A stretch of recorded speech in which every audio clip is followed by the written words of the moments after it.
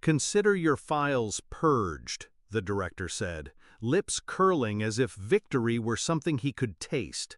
No loose ends. He believed that line. Believed it so fully he didn't even notice me watching him erase years of my work, my warnings, my record of what was coming. He thought power was permanent. He thought I was disposable. At 5:01 p.m., I proved him wrong. One email. One PDF. A subject line that said only Q3 Risk Register, all ignored warnings. When the chairman opened it, I saw his expression change on the board call. His smile, slow, confident, just evaporated. His hand tightened on the desk, his jaw slackening as his eyes scanned the first page. Then his mic cut. His voice, faint but audible in the room where I waited, bled through his muted feed, "Get legal on the line, and find out where she is." I leaned back in my chair. They'd find me exactly where I wanted them to. I wasn't always their enemy. Once, I believed in them. I thought the director was brilliant, sharp, decisive, a man who cut through noise with terrifying efficiency. He called me his risk radar, the one who saw around corners. When he leaned over my desk, lowering his voice like we were co-conspirators, I believed it was respect, maybe even trust. And when the board praised his foresight, I didn't mind that my slides had his name on them. I told myself it was politics, exposure. One day I'd be on that stage too. But politics is just betrayal in slow motion. The first sign was subtle. My flagged risks, ignored. Downgraded from red to green without explanation.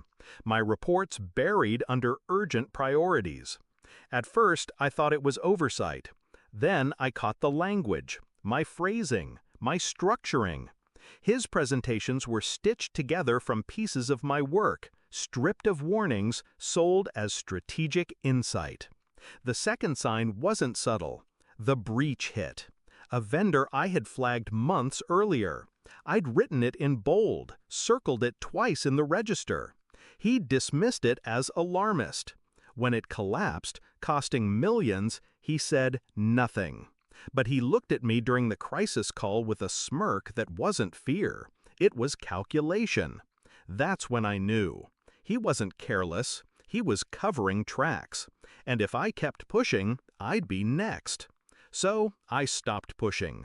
I smiled. I nodded. I let him believe I was broken, compliant.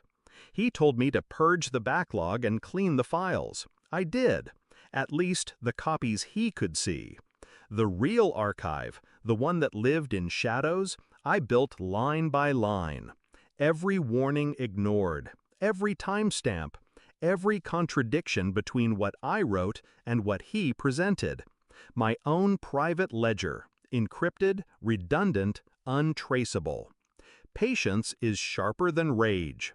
The plan was simple. Wait for him to cut me out completely. Let him declare me obsolete. Then turn the knife. That moment came faster than I expected. "Your role is redundant," he told me, in the glass room where promotions were handed out like executions. "You'll receive a severance package. Consider this closure." Closure. That word tasted like iron. I walked out with nothing but a cardboard box. At least, that's what he thought. 12 weeks later, the board scheduled their quarterly review. A clean narrative, he believed. The risks were under control. His story airtight. I waited until the final slide, until the exact moment he exhaled like a man crossing a finish line. Then, click. Send. The PDF landed in every board member's inbox simultaneously. I didn't need to be on the call to know what happened. I'd seen the content enough times. Page 1. Ignored vendor risk, breach cost, $12.4 million. Page 2. Deferred system upgrade, potential liability, pending. Page 3. Direct quotes of my reports against his presentations, side by side. Truth against fabrication. receipts. By page 7, the director wasn't presenting anymore. He was unraveling. The chairman's silence was the loudest sound in the room. Then his face shifted, from irritation to realization to fear. That quiet, dawning horror of a man realizing he'd been walking blindfolded along a cliff edge, led there by someone he trusted. "Get legal on the line," he said. Then, softer, more urgent, "and find out where she is." I was already gone. Not running, not hiding, sitting in my apartment with a glass of wine, watching the city lights flicker like embers. I didn't need to be in that boardroom. My presence was stitched into every page of that PDF. The director would fight. He'd deny. He'd rage. But the evidence wasn't opinion. It was math. Dates, logs, emails. Each warning he ignored, each decision he falsified, it all painted the same picture. A pattern of negligence, a trail of lies, a career-ending firestorm, lit with a single spark. I don't regret it. He thought purging files would erase truth. He thought silencing me would secure his empire. What he never understood is that silence is not absence. It's preparation.